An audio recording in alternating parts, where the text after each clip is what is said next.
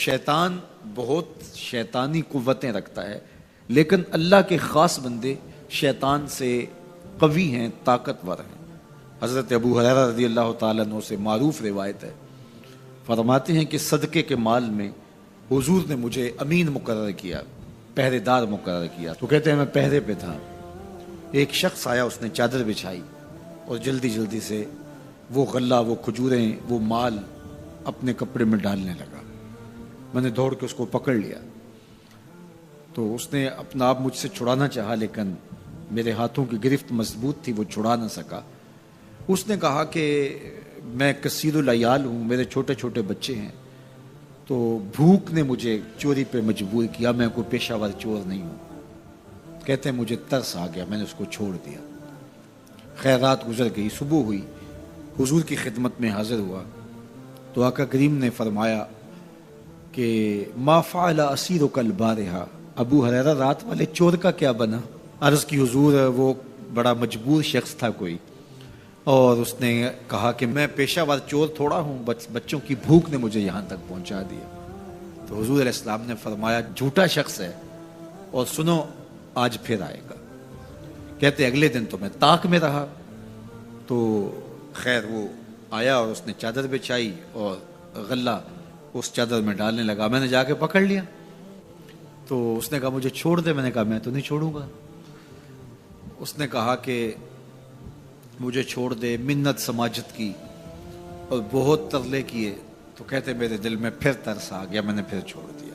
میں پھر حضور کی خدمت میں آیا تو حضور نے فرمایا ما فعل اسیرک البارحہ، رات والے چور کا کیا بنا؟ میں نے کہا حضور وہ آیا اور اس نے کہا میں کثیر العیال ہوں، مجھے پھر ترس آ گیا، میں نے چھوڑ دیا۔ فرمایا جھوٹا آدمی ہے، اور سنو آج پھر آئے گا۔ اللہ اکبر! جو ہو چکا وہ بھی حضور جانتے ہیں، جو ہونے والا ہے وہ بھی میرے حضور جانتے ہیں۔ یہ اللہ نے اپنے محبوب کو شان دی ہے۔ تو کہا آج پھر آئے گا۔ کہتے ہیں میں طاق میں تھا کہ وہ آیا، اس نے چادر بچھائی اور غلہ ڈالنا شروع کر دیا۔ تو کہتے ہیں کہ میں پھر پکڑ لیا۔ میں نے کہا آج تو نہیں چھوڑوں گا، آج تو تجھے حضور کے پاس لے کے جاؤں گا۔ تو جب اس نے ترلے کیے، منتیں کی، میں نے کہا نہیں آج تو کوئی بات نہیں چلے گی۔ ایک دن ہو گیا، 2 دن ہو گیا، اب تیسرا دن ہے۔ اس نے کہا ابو ہریرہ میں تمہیں ایک بات بتاتا ہوں، اگر تمہیں اچھی لگے تو مجھے چھوڑ دو گے؟ کہا بتاؤ۔ کہا کہ جب رات سونے لگو تو آیت الکرسی پڑھ لیا کرو، فجر تک تمہارے پاس شیطان نہیں آئے گا۔ کہتے ہیں بات بڑی اچھی تھی، میں نے اسے چھوڑ دیا۔ حضور کی خدمت میں پہنچا تو پھر فرمایا وہ رات والے چور کا کیا بنا؟ میں نے کہا حضور اس نے مجھے یہ وظیفہ بتایا۔ حضور نے فرمایا بندہ تو جھوٹا ہی تھا لیکن بات سچی بتا گیا۔ اور پھر فرمانے لگے ابو ہریرہ جانتے ہو وہ 3 دن جو آتا رہا وہ کون تھا؟ میں نے کہا اللہ و رسولہ عالم۔ فرمایا وہ خود ہی تو شیطان تھا۔ 3 دن جو آتا رہا وہ خود ہی تو شیطان تھا۔ اب شیطان بڑا تگڑا ہے، لیکن ابو ہریرہ پکڑے تو چھڑا نہیں سکتا۔ یار ابو ہریرہ پکڑے تو شیطان چھڑا نہ سکے، اگر حضرت عمر پکڑ لیں تو یہاں تو آ گیا نا، حضرت عمر کے سامنے تو آنے کی ہمت بھی نہیں کرتا۔ ان الشیطان یفر من ظل عمر، شیطان میرے عمر کے سائے کو دیکھ کے بھی بھاگ جاتا ہے۔ تو شیطان بڑا طاقتور ہے، بڑا قوی صحیح، لیکن اللہ کے مخلص بندوں کے مقابلے میں وہ بہت کمزور ہے۔ اس لیے اس راستے پہ اگر چلنا ہو تو کسی طاقتور کے ساتھ چلیں تاکہ یہ کمزور سمجھ کے حملہ آور نہ ہو جائے۔ تو ہم نماز کے اندر جب کھڑے ہوتے ہیں تو اس وقت اللہ سے سیدھی راہ جو مانگ رہے ہوتے ہیں، تو یہ نہیں مانگ رہے ہوتے کہ سیدھی راہ دکھائی دے۔ ہم دیکھ چکے ہیں حضور کے صدقے سے، تبھی تو کلمہ پڑھا ہے۔ سیدھی راہ دیکھ چکے ہیں تبھی تو وضو کیا ہے۔ سیدھی راہ دیکھ چکے ہیں تبھی تو کانوں تک ہاتھ لگا کے ہاتھ باندھے اس کی حضور کھڑے ہیں اور رخ قبلہ کی جانب کیا ہے۔ دیکھ چکے ہیں، لیکن آج نماز کے اندر ہم یہ کہہ رہے ہیں اہدنا الصراط المستقیم، مالک راہ دیکھ تو چکے ہیں لیکن پہنچنا بڑا مشکل ہے۔ راستے میں شیطان بھی کھڑا ہے، نفس بھی کھڑا ہے، کہیں راستہ خراب نہ ہو جائے، ساری زندگی کی کمائی کہیں لٹ نہ جائے۔ اس لیے اللہ سے مانگا کہ مالک ہم کمزور ہیں، ہمیں کوئی مان نہیں ہے کہ ہمیں راستہ دیکھ لیا تو منزل پہ پہنچ جائیں گے۔ قدم قدم پہ شیطان ہے، نفس موجود ہے، مالک تو دستے کرم بڑھا اور ہمیں منزل تک پہنچا دے۔ اور جب وہ کرم کرے گا تو پھر پہنچتے ہوئے دیر نہیں لگے گی۔ حضرت ابی ملیکہ رضی اللہ تعالیٰ عنہ تابعی ہیں، امام بخاری علیہ رحمہ نے دیگر محدثین نے ان سے روایات لی ہیں. فرماتے ہیں میں 30 اصحاب رسول سے ملاقات کی اور ہر ایک کو آخرت کے بارے میں ڈاڈا فکر مند پایا. ہر بندہ یہ کہتا تھا میرا خاتمہ ٹھیک ہو جائے. یہ کون کہہ رہے ہیں؟ جنہوں نے حضور کو دیکھا. آج پیر بھی کہتا ہے بس میرے مرید ہو گئے تم سیدھے جنتی ہو، اور مرید بھی کہتا ہے کہ ٹھیک ہے ہمارا پیر بڑا اونچا میں لے جائے گا. اللہ اکبر، حضور سے بڑا پیر کوئی نہیں، صحابہ سے بڑا مرید کوئی نہیں. 30 اصحاب سے ملا ہوں، 30 کے 30 ہی ڈرتے تھے ہمارا خاتمہ ٹھیک ہو. دیکھو حضرت ابو بکر رضی اللہ تعالیٰ عنہ کو میرے حضور نے کہا نا ابو بکر فی الجنہ، عمر فی الجنہ، عثمان فی الجنہ، علی فی الجنہ، طلحہ فی الجنہ. ان کو جنت کی بشارت دی ہے. لیکن صدیق اکبر کیا کہہ رہے ہیں؟ اللہ اکبر. ایک چڑیا کو دیکھ کے اے چڑیا تجھے موج ہے، ایک شاخ سے اڑتی ہے دوسری شاخ پہ بیٹھ جاتی ہے اور تیرا حساب بھی نہیں ہوگا. پھنسے تو ہم میں جن کا حساب ہوگا. یہ وہ کہہ رہے ہیں جن کو حضور کی زبان سے یہ لفظ ملے ہیں ابو بکر فی الجنہ، ابو بکر جنتی ہے. اللہ اکبر. عثمان غنی رضی اللہ تعالیٰ نے قبر پہ کھڑے رو رہے ہیں قبرستان میں. تو کسی نے کہا یہاں رو رہے ہو؟ کہا میرے حضور نے کہا تھا کہ آخرت کی پہلی منزل قبر ہے. اللہ اکبر. یہ وہ ہے جن کو بشارتیں دی گئی ہیں، جن کے عمل، جن کے کام اور جن کی محنتیں اور دین کے لیے خدمات کسی ترازو پہ تولی نہیں جا سکتی. اور صحابی کا عمل، صحابی ایک مٹھی جو خیرات کرے، روایت میں آتا ہے ایک مٹھی جو خیرات کرے، اور بعد میں آنے والا احد پہاڑ جتنا سونا خیرات کرے. صحابی کا عمل پھر بھی زیادہ ہے. 15 کلومیٹر پہ پھیلا ہوا پہاڑ، اتنا سونا کسی کے پاس ہوگا ہی نہیں، حکومتوں کے پاس نہیں. لیکن فرض کرو کسی کے پاس ہو، پھر اتنا جگرا بھی ہو کہ وہ خیرات بھی کر دے، لیکن اس کا اجر پھر بھی صحابی کے مٹھی بھر جو خیرات کرنے کے عمل کو نہیں پہنچ سکتے. اور ابو بکر وہ ہیں جنہوں نے مٹھی جو خیرات نہیں کیے، سارا گھر خیرات کر دیا. کتنا اجر ہے. لیکن پھر بھی کہا کہ چڑیا تجھے موج ہے، ایک شاخ سے اڑ کے دوسری شاخ پہ بیٹھ جاتی اور تیرا حساب بھی نہیں ہوگا. پھنسے تو ہم ہیں جن کا حساب ہوگا. یہ وہ لوگ ہیں جن کی زندگیاں تقوی میں گزری. تتجافا جنوبہم عن المضاجع، ان کی کروٹیں بستروں سے الگ رہتی تھی. ہم تو جی بھر کے سوتے ہیں، لیکن ان کی کروٹیں خوف خدا کی وجہ سے بستروں سے الگ رہتی تھی. طمع اور خوف میں رب کو پکارتے تھے. حضور کے جمال جہاں آرا کو جی بھر کے دیکھا اور بشارتیں حضور کی زبان سے نصیب ہوئی، پھر بھی ڈر رہے ہیں. تو ابھی ملیکہ کہتے ہیں کہ میں 30 اصحاب سے ملا ہوں، ہر شخص ڈاڈا فکر مند تھا آخر ٹھیک ہو جائے، انجام بخیر ہو جائے. تو یہ واقعی بڑی مشکل منزل ہے. منزل کو پہنچے لوگ برباد ہو جاتے ہیں. بلعام بن باورا کی مثال ہمارے پاس نہیں ہے. تھا مستجاب الدعوات ولی، لیکن لڑک کے کہاں جا پہنچا. زبان کی لغزش نے اس کو کہاں تک پہنچا دیا. پھر زبان لٹک گئی اور کتے کی طرح مٹی چاٹتا تھا. اور قرآن نے کہا مثلہ کمثل الکلب، اس کی مثال کتے کی مثال ہے. اسی لیے میاں صاحب بولے پڑھنے اتے مان کرینا تے نہ آکھی میں پڑھیا. پڑھنے اتے مان کرینا تے نہ آکھی میں پڑھیا، او جبار کہار صداوے متا روڑ دیوے دودھ کڑیا. جب تک یہ یقین نہ ہو کہ میرا انجام کیا ہے، دھڑکا لگا رہے، ڈر لگا رہے، یہ مومن کی زندگی ہے. ہر وقت خوف طاری رہے، یا اللہ میرا انجام ٹھیک کر دینا. رنگا رنگ سہیلیاں پرن کڑے، پر پریا اس دا جانیے جس دا توڑ چڑھے. کہاں کہاں پہنچے لوگ. یہ خود عزازیل شیطان چپے چپے پہ اس نے سجدہ کیا تھا، حتیٰ کہ مقبول بارگاہ ہو گیا. زمین کا کوئی کونا نہیں تھا جہاں پر اس نے سجدہ نہیں کیا تھا. عبادات اتنی کی، اللہ نے مقبول کر لیا. بیت المعمور کا امام بن گیا. اللہ اکبر. فرشتوں کا استاد بن گیا، معلم الملکوت بن گیا.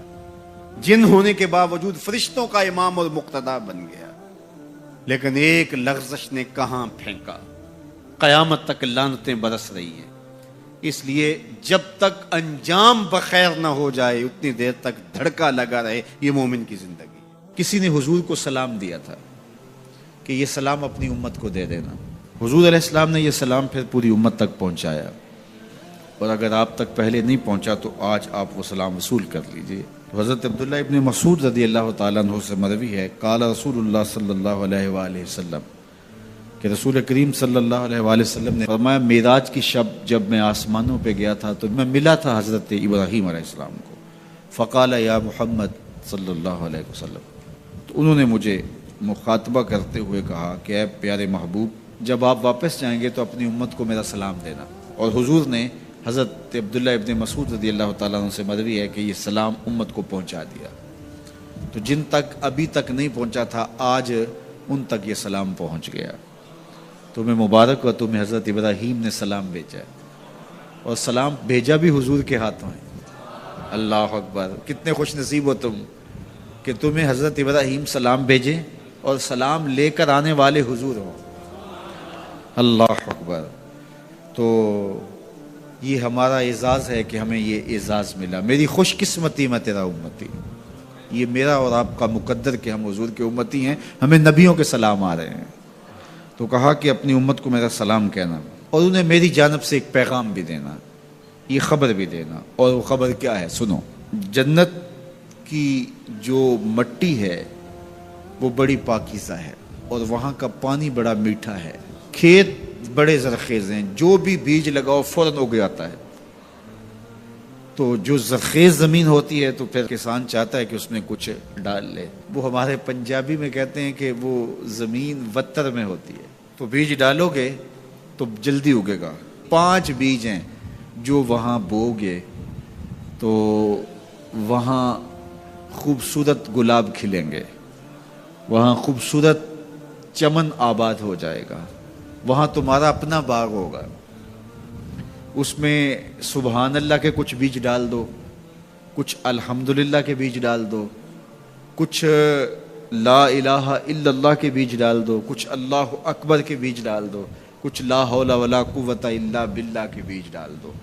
کہا کہ کھیت تیار ہے، سہاگا لگا ہوا ہے، زمین وتر میں ہے، پانی وافر ہے، مٹی اچھی ہے، موسم خوبصورت ہے۔ انہیں جا کے میرا سلام دینا، انہیں کہنا کہ بس بیج ڈال لو، اور یہ بیج تمہارے پاس موجود ہے۔ اور اب بھی اگر کوئی بیج نہ ڈالے، اقبال نے کہا تھا نا، موسم اچھا پانی وافر مٹی بھی زرخیز، موسم اچھا پانی وافر مٹی بھی زرخیز، جس نے اپنا کھیت نہ سینچا وہ کیسا دہقان۔ تو کہا کہ یہ 5 بیج تمہارے پاس رکھے ہوئے ہیں، اور یہ بیج ہمیں ہمارے حضور نے دیے ہیں۔ کہا بیج تمہیں دیے ہیں، کھیتی فرشتوں نے تیار کر دی ہے، باغ اچھا ہے، اور یہ پکی بات ہے تم بیج ڈالو گے تو فصل اگے گی۔ اور وہاں ہوائیں چل رہی ہیں کستوری کی مہک سے، مشک بار ہوائیں۔ تو اب تمہاری مرضی ہے کہ تم بیج لگاتے ہو یا بیج نہیں لگاتے ہو۔ تو کہا کہ یہ حضرت ابراہیم نے پیغام بھیجا ہے آپ سب کے لیے، حضور کی وساطت سے یہ پیغام آیا ہے کہ جنت کی مٹی تیار ہے، اور سہاگا لگا ہوا ہے، پانی بالکل تیار ہے، اور کھیت بھی ہموار ہے، بس آپ نے جو ہے وہ چھڑکاؤ کرنا ہے بیج کا۔ اور یہ بیج 5 ہیں، اگر تم ڈال لو گے تو فصل اگ جائے گی، موج کرو گے، کبھی دعائیں دو گے۔ کہ کسی نے کوئی نسخہ بتایا تھا۔ تو یہ 5 بیج کون سے ہیں؟ سبحان اللہ، الحمدللہ، لا الہ الا اللہ، اللہ اکبر، لا حول ولا قوت الا باللہ۔ تو یہ 5 بیج بونے کے لیے ہی تو ہم یہاں آئے ہیں۔ ہم گھر بار چھوڑ کے اس لیے آئے نا، گھر والے پوچھتے ہو کدھر جا رہے ہو، ہم کھیتی باڑی کرنے جا رہے ہیں۔ ہم کچھ بیج لگا کے آئیں گے، انشاءاللہ پھر جب وہ اگیں گے، بڑے ہوں گے تو جنت میں آپ کو بھی اس کی چھاؤں میں بٹھائیں گے۔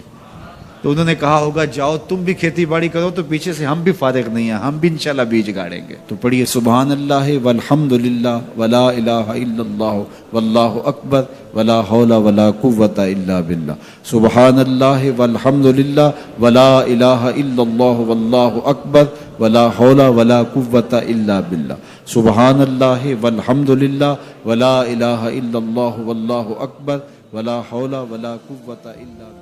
لاکھوں لوگ حضور کی چوکھٹ پہ، لیکن ہر بندہ یہ محسوس کرتا ہے اس طرح ساری رحمتیں میرے پہ اتر رہی ہیں، میرے پہ برس رہی ہیں۔ وہ کیا کسی نے کہا تھا اور قلم توڑ دیا، اس نے کہا کہ یہ کتنی عجیب بات ہے کہ اتنے بڑے ہجوم میں، ذرا شعر کا حسن دیکھیے، یہ کتنی عجیب بات ہے کہ اتنے بڑے ہجوم میں وہ دیر تک سنتے رہے بس میری ہی داستان. ہر بندے کو یہی محسوس ہوتا ہے. یہ کتنی عجیب بات ہے کہ اتنے بڑے ہجوم میں وہ دیر تک سنتے رہے میری ہی داستان. تو ہر بندے کو یہی لگتا ہے کہ میری ہی وہ سن رہے ہیں. اور زہری صاحب کا انداز بڑا سادہ ہے, پنجابی لہجہ ہے کہ آقا دے دوارے تے غلاماں دیاں ٹولیاں, ایک پیا سن دائے لکھاں دیاں بولی.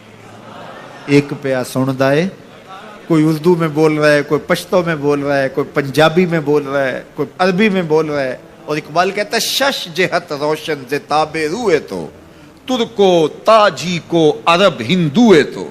حضور یہ ترک بھی آپ کے غلام, یہ تاجک بھی آپ کے غلام, یہ عرب بھی آپ کے غلام, یہ سارے نوکر آپ کے. گرد تو گردد حریم کائنات از تو خواہم یک نگاہ التفات. مجھے اپنے والد گرامی یاد آ گئے. وہ روزانہ یہ شعر پڑھا کرتے تھے اور پڑھتے ہوئے ان کی جو کیفیت ہوتی تھی ہمیں ترس آتا تھا ان کے اوپر. ہم بالکل جب چھوٹے تو ہم خود رونے لگ جاتے تھے ان کو دیکھ کے. تو وہ روزانہ پڑھتے تھے ز مہجوری برآمد جان عالم, ز مہجوری برآمد جان عالم, تراہم یا رسول اللہ تراہم. اے محبوب دو عالم, تمام جہان کی جان آپ کے فراق میں نکل رہی ہے. تراہم یا رسول اللہ تراہم, تراہم یا نبی اللہ تراہم. حضور رحم کیجئے. نہ آخر رحمت للعالمین ز محروماں چرا فارغ نشینی. حضور آپ رحمت للعالمین نہیں ہیں, تو جب ہیں تو حضور ہمارے پہ کرم کیجئے. بروں آور سرز برد یمانی کہ روئے تست صبح زندگانی. حضور وہ یمنی چادر جو آپ اوڑے ہوئے ہیں ذرا اس کو ہٹائیے نا رخ سے. آپ کا مبارک چہرہ زندگی کی صبح ہے. ادیم طائف نالین پاکن شراک از رشتہ جاں ہا ماکن. حضور طائف کے چمڑے کی بنے ہوئے مبارک نالین آپ زیب تن کیجئے. شراک از رشتہ جاں ہائے ماکن, اور اس مبارک نالین کے اندر تسمے میرے چمڑے کے نہیں میری جان کے ڈالیے. چے باشد گر کنی سوئم نگاہے پیا پہ گر نہ باشد گاہے گاہے. نگاہے یا رسول اللہ نگاہے صد ہزاراں جبریل اندر بشر بہر حق سوئے غریباں یک نظر. یا رسول اللہ انظر حالنا یا حبیب اللہ اسما قالنا اننی فی بحر غم مغرقن خذ یدی ساحل لنا اشکالنا. یا صاحب الجمال و یا سید البشر من وجهک المنیر لقد نور القمر لا یمکن الثناء کما کان حقہ بعد از خدا بزرگ توئی قصہ مختصر. اللہ اکبر. یہ معمول تھا ان کا, یہ وظیفہ کہہ لیجئے. تو اقبال بھی کہتے ہیں گرد تو گردد حریم کائنات از تو خواہم یک نگاہ التفات. حضور ایک نظر کر دیجئے, ایک نگاہ کر دیجئے. اللہ اکبر. تو اللہ ہمیں حضور کی نگاہیں نصیب فرمائے. اللہ اجڑے باطن سوار دے اور من میں چراغاں کر دے. حضور کی محبت کے بغیر زندگی زندگی ہی نہیں ہے. زندگی کے پلے ہی کچھ نہیں اگر حضور کا پیار نہیں ہے, حضور کا ادب نہیں ہے. تو سارا دین ان کی محبت کا نام ہے. لا دین لمن لا محبت علی, اس شخص کا دین ہی نہیں ہے جس کے پاس حضور کی محبت کا جوہر نہیں ہے. ابن آدم کے کسی بھی برے عمل کو شرک نہیں کہا گیا. شرک ایک بہت بڑا جرم ہے, اس کے برابر کسی دوسرے عمل کو شرک نہیں کہا گیا. لیکن ریاکاری کو شرک کہا گیا. شرک اصغر ریاکاری ہے. حتیٰ کہ چوری کو بھی, ڈاکے کو بھی, زنا کو بھی, قتل انسانی کو بھی, یہ بڑے بڑے جرم ہیں, لیکن ان کو بھی شرک نہیں کہا گیا. لیکن ریا کو شرک اصغر کہا گیا. یہ چھوٹا شرک ہے. اللہ گوارا ہی نہیں کرتا کہ کوئی عمل کسی اور کے لیے کرے. شرک کی جس طرح معافی نہیں ہے, اسی طرح شرک اصغر جو ہے اس سے ملوث عمل کسی صورت میں بھی قبول نہیں کیا جائے گا, چاہے وہ کتنا ہی بڑا عمل کیوں نہ ہو. حضرت ابو امامہ الباہلی رضی اللہ تعالی عنہ حضور کی خدمت میں حاضر ہوئے اور عرض کی یا رسول اللہ صلی اللہ علیہ وسلم, میرے ماں باپ آپ پہ قربان ہوں, میں آپ سے یہ پوچھنا چاہتا ہوں کہ کوئی شخص اپنی جان جیسی متاع عزیز راہ خدا میں وار دیتا ہے, اس سے بڑی قربانی تو کوئی اور نہیں ہو سکتی کہ جان ہی قربان کر دی. اور اس کا مقصد اعلاء کلمت الحق تھا، لیکن ساتھ یہ بات بھی تھی چلو میری ناموری بھی ہو جائے گی، میری بہادری کے جھنڈے بھی لگ جائیں گے، تو کیا اس کو اجر ملے گا؟ تو حضور نے فرمایا فلا شیء لہ، اسے کوئی اجر نہیں ملے گا. تو ابو امامہ الباہلی یہ سمجھے کہ شاید میں جو مقصود تھا وہ حضور سے عرض نہیں کر سکا. تو انہوں نے دوبارہ کہا حضور اس کا مقصد اعلاء کلمت الحق ہے، وہ اللہ کے جھنڈے کو اونچا کرنا چاہتا ہے، قربانی اس نے اس لیے دی ہے، لیکن ساتھ یہ بات بھی تھی کہ چلو میری ناموری بھی تو ہوگی. تو حضور نے فرمایا فلا شیء لہ، اسے کوئی اجر نہیں ملے گا. یہ پھر سمجھے شاید میں مقصود بیان نہیں کر سکا. تو پھر عرض کی حضور اعلاء کلمت الحق کے لیے، اللہ کے دین کو غالب کرنے کے لیے، اسلام کے جھنڈے کو اونچا کرنے کے لیے اس نے اپنی جان واری ہے، لیکن ضمن میں یہ بات بھی تھی کہ چلو ساتھ میرا نام بھی تو اونچا ہوگا، میری ناموری اور شہرت کے جھنڈے بھی تو لگیں گے. تیسری مرتبہ جب دہرا کے پوچھا تو حضور نے پھر فرمایا فلا شیء لہ، ابو امامہ اسے کوئی اجر نہیں ملے گا. اور فرمایا اللہ صرف اسی عمل کو قبول کرتا ہے جو صرف اسی کے لیے کیا جائے، صرف اسی عمل کو قبول کرتا ہے. اب ذرا دیکھیے کہ اللہ تعالیٰ جل شانہ کی یہ غیرت ہے کہ وہ اس عمل کو قبول ہی نہیں کرتا جو غیر سے ملوث ہو جائے، وہ صرف اس عمل کو قبول کرتا ہے جو محض اس کے لیے کیا جائے، اور اس کے علاوہ عمل کو شرک اصغر قرار دیا گیا. تو شیطان کی کوشش یہ ہوتی ہے کہ وہ عمل کو ریا میں مبتلا کر دے تاکہ یہ عمل کی مشقت بھی گوارا کرے اور اس کو اس سے کچھ حاصل ہونے کی بجائے الٹا اللہ کی ناراضگی ملے.